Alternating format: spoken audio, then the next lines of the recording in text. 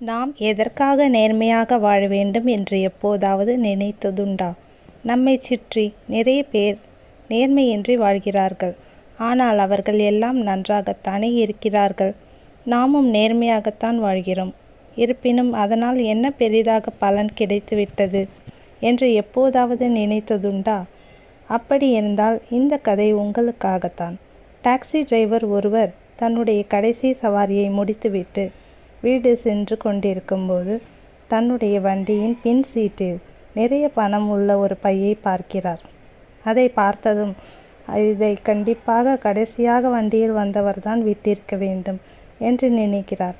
ஏன் இந்த பணத்தை நாமே வைத்து கொள்ளக்கூடாதா என்று யோசிக்கிறார். இருந்தாலும் அதற்கு மனமில்லாமல் கடைசியாக அந்த நபரை இறக்கிவிட்ட இடத்திற்கே திரும்ப சென்று அந்த பணத்தை அந்த நபரிடம் ஒப்படைக்கிறார். அதற்கு அந்த நபரோ, இதுக்காகவா இவ்வளவு தூரம் வந்தீர்கள்? இது வெறும் சினிமா ஷூட்டிங்கிற்காக செராக்ஸ் காப்பி எடுத்தது என்று சொல்கிறார். இதை கேட்டு நொந்து போன டாக்ஸி டிரைவர் வீட்டிற்கு சென்று நடந்த அனைத்தையும் ஒன்றுவிடாமல் தன் மனைவியிடம் சொல்கிறார்.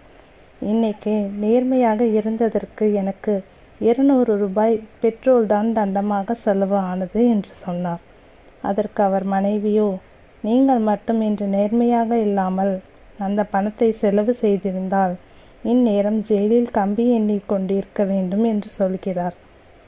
இந்த கதையில் வருவது போல நேர்மையாக இருப்பது முட்டாள்தனம் என்று பல சமயங்களில் நாம் நினைத்திருப்போம். நேர்மையாக இருப்பதால் தான் இவ்வளவு கஷ்டங்கள் வருகிறதா என்று கூட தோன்றியிருக்கும். நேர்மையாக இல்லாமல் இருந்திருந்தால் இந்நேரம் நமக்கு எல்லாமே கிடைத்திருக்கும் என்று கூட எண்ணியிருக்கலாம். ஆனால் நாம் நேர்மையாக வாழ்வதன் பலன் நமக்கு சிறிது காலம் சென்ற பிறகு இருப்பவர்களுக்கு படுத்ததுமே தூக்கம் வந்துவிடும்.